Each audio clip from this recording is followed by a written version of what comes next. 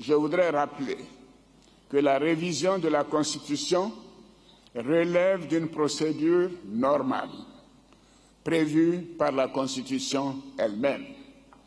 Il est vrai que les révisions constitutionnelles suscitent méfiance et suspicion, car l'histoire récente de notre pays et celle de bien d'autres ont montré qu'elles ont souvent servi de prétexte pour pérenniser un pouvoir ou pour exclure des adversaires politiques du jeu électoral.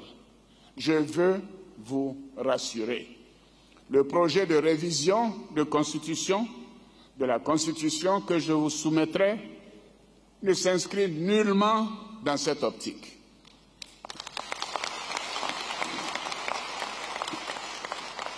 Cependant, il est apparu nécessaire d'initier quelques adaptations dans la Constitution de la Troisième République dans le souci d'améliorer cette Constitution et de pérenniser un modèle de fonctionnement de l'exécutif qui a démontré son succès et son efficacité.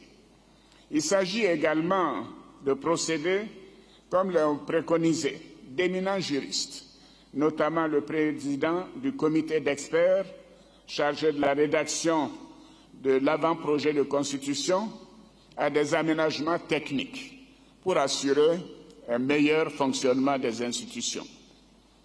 Monsieur le Président de l'Assemblée nationale, Monsieur le Président du Sénat, honorables députés, vénérables sénateurs, la première modification importante est relative au statut du vice-président de la République.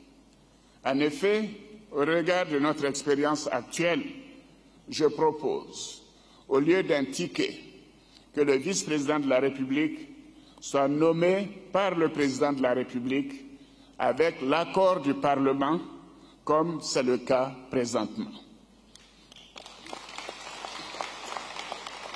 Avec la Constitution du 8 novembre 2016, qui a vu la nomination de M. Daniel Kablan-Duncan à la fonction de vice-président de la République, avec l'accord du Parlement, le couple président-vice-président, président de la République, vice-président de la République a fonctionné de manière efficace et harmonieuse, ce qui a permis une collaboration étroite et efficace au sommet de l'exécutif.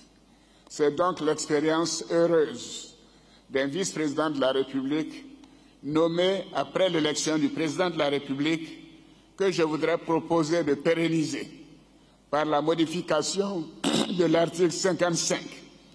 Et cette modification induit celle des articles 56, 57, 59, 62, 78 et 79. La deuxième réforme importante concerne le pouvoir législatif, c'est-à-dire vous, messieurs les députés et les sénateurs, avec la modification de l'article 90. Elle est relative à la continuité parlementaire. Ainsi, en cas d'impossibilité d'organiser des élections parlementaires dans les délais prescrits par la Constitution, actuellement c'est décembre 2020, il est proposé que le Parlement demeure en fonction jusqu'à l'organisation des prochaines élections. La troisième réforme majeure que je propose a trait à l'organisation judiciaire. Elle vise à consacrer la Cour de cassation et le Conseil d'État comme des institutions de la République au même titre que la Cour des comptes.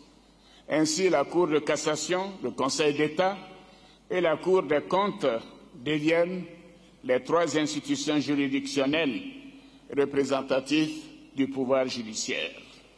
Cette réforme, qui a pour conséquence la disparition de la Cour suprême, répond au souci d'une rationalisation institutionnelle en vue d'un meilleur fonctionnement des institutions judiciaires.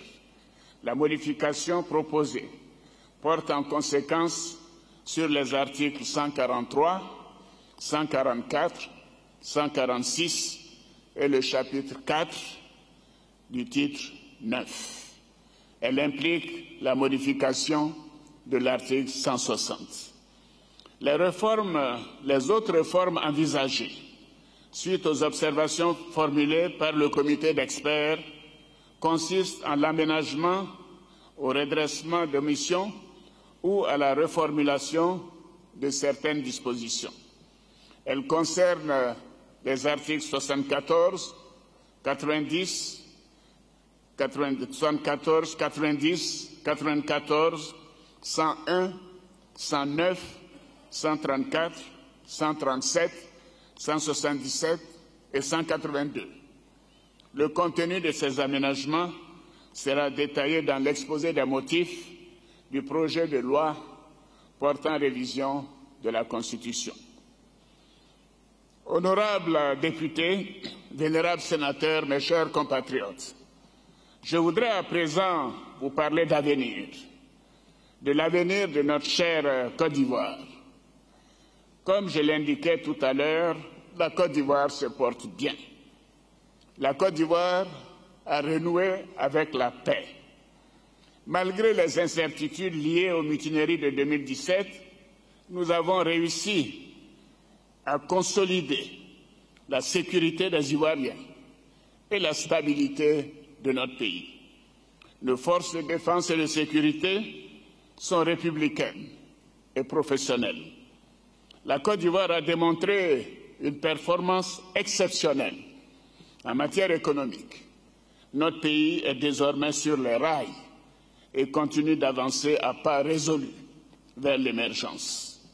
La Côte d'Ivoire rayonne et son leadership et assume son leadership dans la sous-région.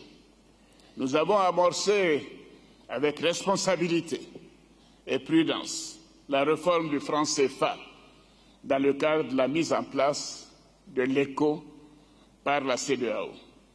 Nous poursuivons en étroite collaboration avec nos voisins et avec la communauté internationale une lutte acharnée contre le terrorisme qui sévit dans notre sous-région et dans le monde. Mes chers compatriotes, je suis fier de toutes ces belles performances. Oui, je suis fier de toutes ces belles performances que nous avons accomplies ensemble tout au long de ces 9 dernières années. Ces résultats sont conformes aux engagements que j'avais pris devant mes compatriotes au moment où je briguais la magistrature suprême.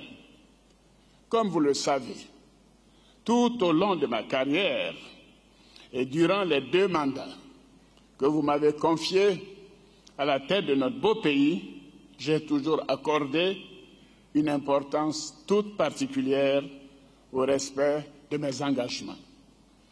Dans le même esprit, j'avais à plusieurs occasions indiqué au moment de l'adoption de la Constitution de la Troisième République en 2016 que je ne souhaitais pas me représenter à un nouveau mandat présidentiel.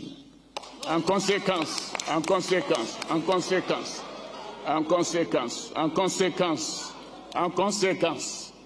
je voudrais vous annoncer solennellement que j'ai décidé de ne pas être candidat à l'élection présidentielle.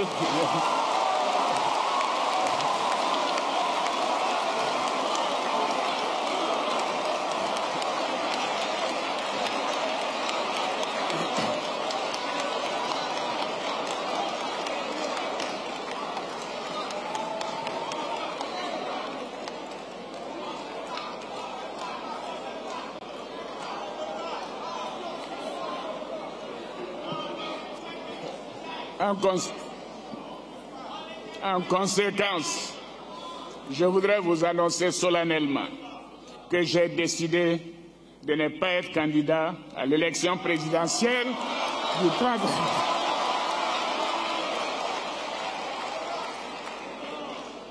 à l'élection présidentielle du 31 octobre 2020 et de transférer le pouvoir à une jeune génération. Oui.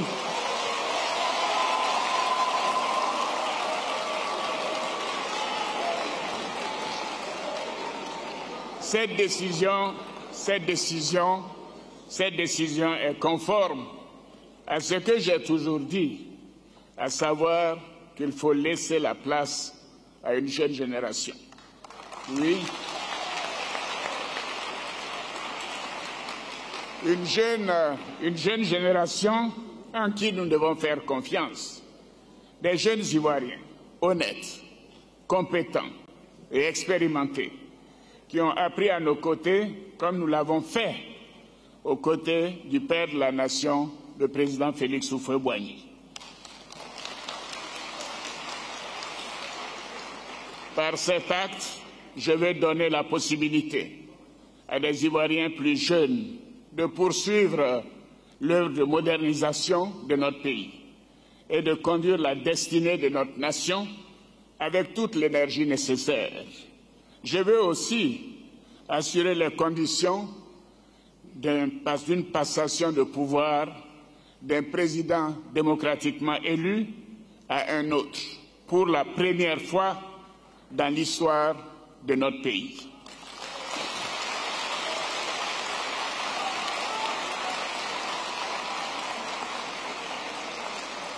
Bien évidemment, je voudrais vous rassurer. Je resterai disponible pour apporter ma contribution par mes conseils et mes relations.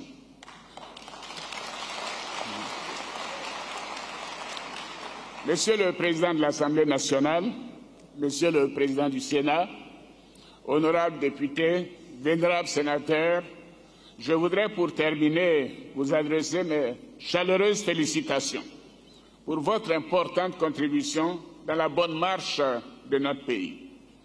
Je remercie tous mes concitoyens qui m'ont élu à 2 reprises et qui m'ont accordé leur confiance durant toutes ces années. Cette mission a été exaltante et cela a été un honneur, une grande fierté pour moi de servir mon pays au plus haut niveau. À tous, je veux dire que notre beau pays, la Côte d'Ivoire, est appelé à un grand destin, celui d'être un modèle en Afrique et dans le monde. C'est une promesse forte de nos devanciers.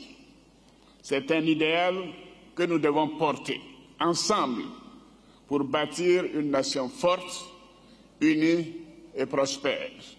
Vive la République, vive la Côte d'Ivoire, que Dieu bénisse notre cher pays. Je vous remercie.